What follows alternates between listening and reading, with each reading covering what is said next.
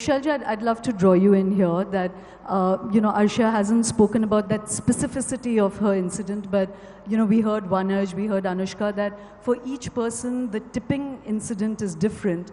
Vanaj also spoke about friends and ostracization.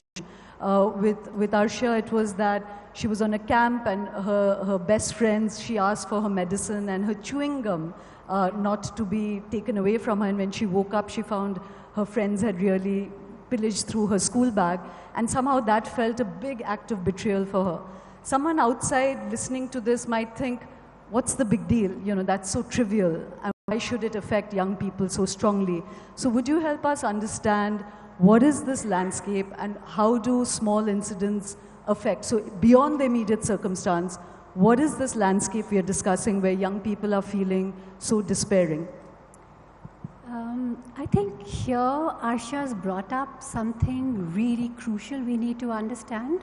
And I think the 3 stories that you showed before we came on stage highlighted that very well. If you see, the common factor everywhere is a sense of loneliness, a sense of disconnection, a sense of not being accepted, of being judged, of not being part of this mainstream, of not being somewhere on the outside, on the periphery. And every young person I have worked with, and I've been in this profession for 30 years, right? So I've seen the landscape change. Core theme always has been a sense of loneliness, a sense of disconnection. And this generation is the most connected generation in every way, the social media, WhatsApp.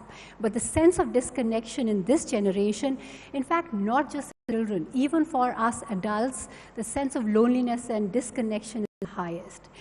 And so that is at the surface. However, if you ask a typical person, why do you think young people are going through depression or anxiety, and the numbers you talked about? In India, suicide is a leading cause of death. It tops the world in teenage suicide. 1 in 4 person or young person is diagnosed with depression or anxiety. That's huge.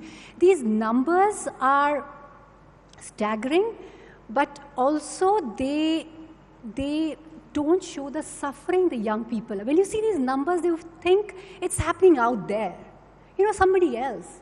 We know that it's happening in our homes, it's happening in our schools. I'm sure in this audience, everybody will know one person, adult or child, who has gone through depression or anxiety. So it's very much real, but we don't want to look at it. We don't want to look at it, we want to blame. Typically people will say, oh, actually young people nowadays, because it's the video gaming. It's the social media addiction. Or it is because they're so obsessed with their looks. Or it is, one parent told me, this is all because of Tinder. If she had not been on Tinder app, she would have never been depressed. Or it's about, typically they are blamed. They are attention seeking, they are weak, they are fragile. And that's the important thing, is to underline what is happening. The sense of loneliness, a sense that typically young people, and I'm sure Ambuj will definitely talk about this, is a sense of lack of purpose, lack of meaning. What am I doing here? Young people will ask me, what am I doing here? What is this all about? What are you doing here? Why do you do what you do?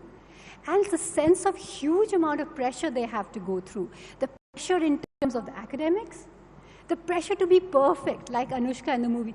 We want perfect children.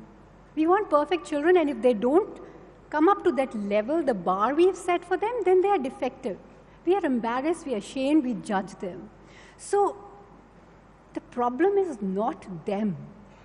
The problem is not them. Some children can cope with it, some children can't. They fight it, we label them aggressive, violent, or they withdraw, like Vanaj talked about, internalizing that. And the vulnerable, sorry, I'm talking this because I feel very strongly about it. The most vulnerable are the children who have disability, who have neurodevelopmental difficulty, who have different sexual orientation, who have a different gender expression, who in the social hierarchy are very low.